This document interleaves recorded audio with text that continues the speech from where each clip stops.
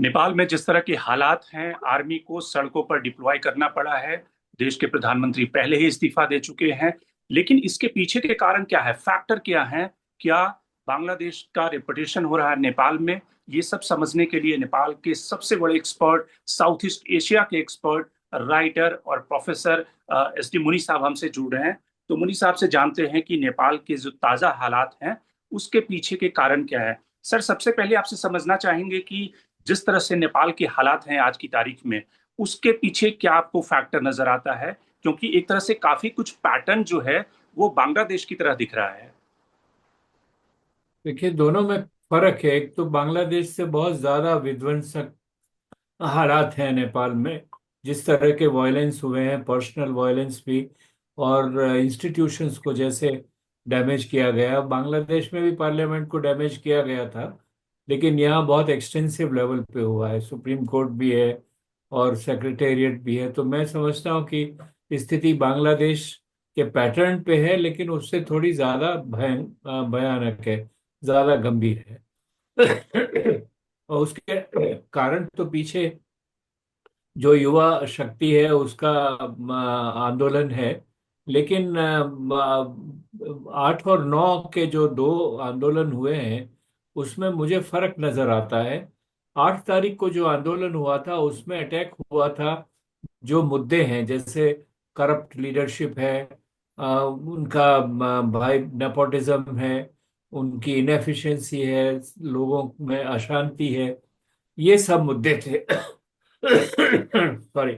9 तारीख को जो हुआ है और 8 तारीख को वायलेंस पुलिस की तरफ से हुई है, सिक्योरिटी फोर्सेस की तरफ से हुई है। 9 तारीख को जो जी। 9 तारीख को जो हुआ है वो वायलेंस प्रोटेस्टर्स की तरफ से हुई है। और वो वायलेंस इश्यू से रिलेटेड नहीं कम है, वो इंस्टीट्यूशंस पे ज्यादा है। और इनह्यूमन भी है कई मायने में, क्योंकि इन्हीं लीडर्स को 8 तारीख को नहीं अटैक किया गया था, इनको कुछ नहीं कहा गया 8 तारीख को। हम्म। और 9 तारीख को जो अटैक हुए हैं उसमें जैसे बाबूराम भट्टराई को उनको कुछ नहीं करना होता है इस सब से, जो आज का फैसला हो रहा है। या झलनाथ खनाल है, जो बेचारे सिर्फ 7-8 महीने के लिए, 6-7 महीने के लिए प्रधानमंत्री बने थे। उनकी वाइफ को जला दिया गया वहां पर। और उनका वो यूएमएल पार्टी में भी अभी नहीं है। उनकी अलग से सोशलिस्ट पार्टी है और अलग थलग पड़े हुए हैं वो बिल्कुल। तो ये समझ में नहीं आ रहा, इसकी कोई लॉजिक नहीं है, इसका कोई तर्क नहीं है। तो मैं समझता हूँ कि शायद कोई एंटी सोशल एलिमेंट्स हैं उसमें। और उसके साथ साथ देखिए, जो पुलिस जो भी इन्वेस्टिगेशन करती है उसमें एक सवाल पूछती है कि जिस किसी ने क्राइम किया है उसका फायदा किसको होगा। हम्म। तो अगर इस तरह से रिप्रेजेंटेटिव इंस्टीट्यूशंस को तबाह किया जा रहा है तो उसका फायदा वहाँ का किसको होगा? वहाँ फायदा सिर्फ रॉयलिस्ट फोर्सेस को होगा, जो मोनार्की से रिलेटेड फोर्सेस को होगा।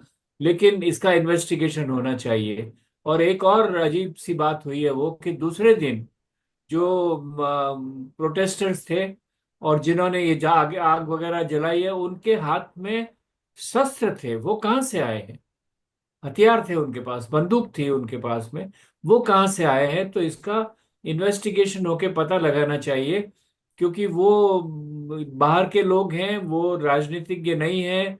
वो युवा जनशक्ति से का कवर लेके ये काम कर रहे हैं, उनसे जुड़े हुए नहीं है, ऐसा लगता है।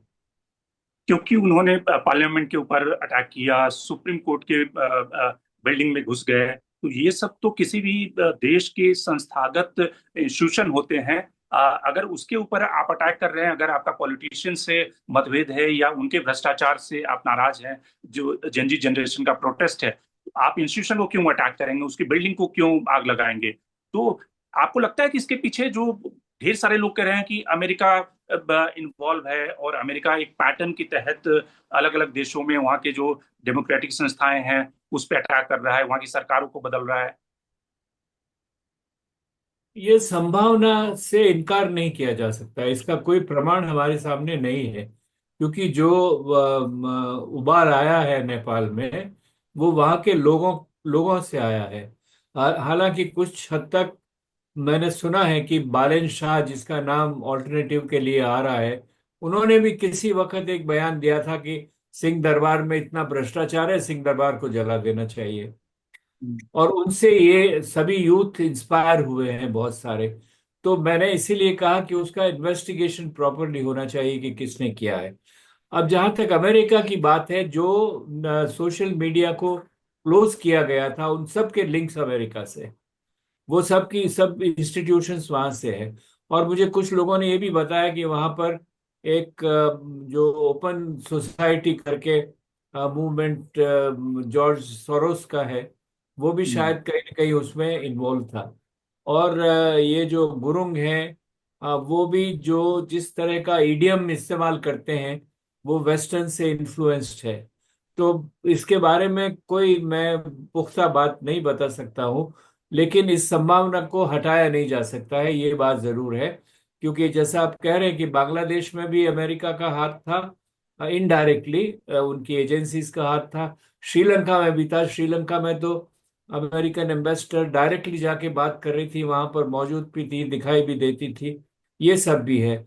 और तीनों जगह जो सरकारें हटाई गई है, वो सरकारें प्रो चाइना मानी जाती थी। राजपक्षे प्रो चाइना थे वहां पर।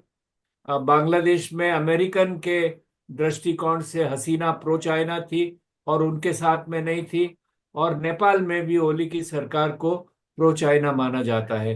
तो चाइना के साथ प्रतिद्वंदिता अमेरिका की है, और उसके इन्फ्लुएंस को, उसके प्रभाव को कम करने की कोशिश कर रहे हैं। तो लॉजिकल है ये बात। लेकिन स्पष्ट रूप से प्रमाण नहीं है, और प्रमाण के बारे के बिना ये गैर जिम्मेदाराना बात होगी कि मैं किसी पे कोई लांछन या दोष लगाऊं।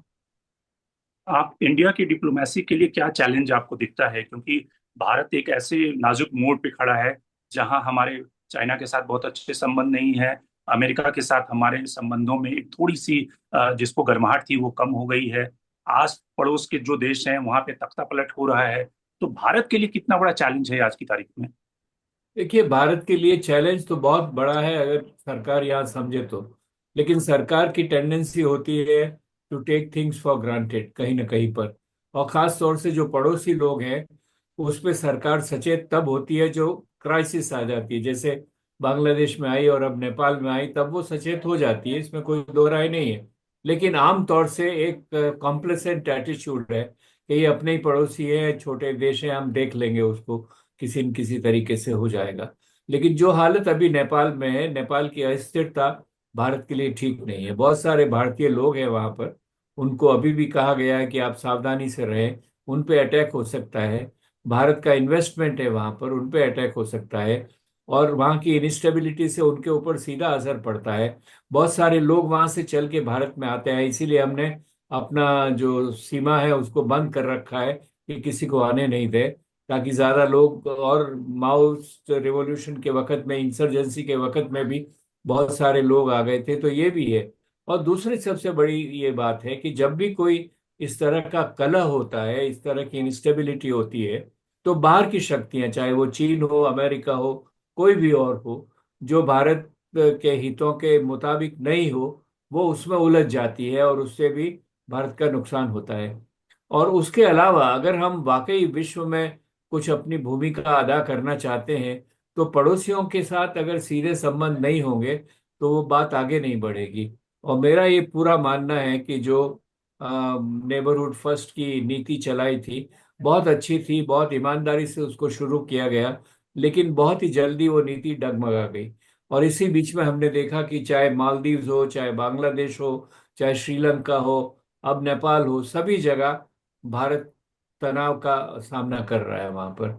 तो जब तक हम पड़ोसियों के साथ मधुर संबंध लेके आगे नहीं बढ़ेंगे, तो हमारी विश्व में जो प्रतिष्ठा है, उसको भी धक्का लगेगा। नेपाल में जो अपेरेंटली कहा गया कि भाई सोशल मीडिया एप्लीकेशन को बैन किया गया, लेकिन उसके पीछे के जो कारण है वो क्या समझ में आते हैं आपको? कि युवाओं का जो प्रोटेस्ट है वो गरीबी, भ्रष्टाचार और अनएम्प्लॉयमेंट को लेकर है। और क्योंकि इससे पहले भी मार्च में भी हिंसा हुई थी। तो ये और अभी थोड़े दिन पहले ही ओली साहब ने शपथ ली है। तो क्या एक लॉन्ग टर्म ट्रेंड आपको समझ में आता है, या बाहर की शक्तियां इन्वॉल्व है वो जिसके कारण ये एजिटेशन उस रूप में सामने आया है? नहीं नहीं, ये लॉन्ग टर्म है। इसमें बाहर का, देखिए, बाहर ने भड़काने का काम किया, भड़काने का काम किया होगा, आग में तेल डाला होगा, लेकिन आग घर की लगी हुई है। और ये बहुत पुरानी बात है कि नेपाल की सरकार, खास तौर से 2008 के बीच में, हमेशा से अस्थिर रही है, भ्रष्टाचार रहा है। शक्ति के संघर्ष की वजह से वहाँ की सरकारों ने और नेताओं ने जनता की परवाह नहीं की है। और अब जो जनता है वहाँ पर, जो बच्चा वहाँ पर 2000 इस सेंचुरी के शुरू में पैदा हुआ, वो अब एस्पिरेंट है, कॉन्फिडेंट है, टेक्निकली सावी है। वो जानता है कैसे टेक्नोलॉजी का इस्तेमाल किया जाना चाहिए और अंतर्राष्ट्रीय संबंधों का इस्तेमाल किया जाना चाहिए। ये सब बातों के होते हुए ये बिल्कुल साफ बात है कि वो ये सब बर्दाश्त नहीं करेगा। इसलिए ये पुरानी बीमारी है जो एक तरह से फूट कर अब सामने आई है।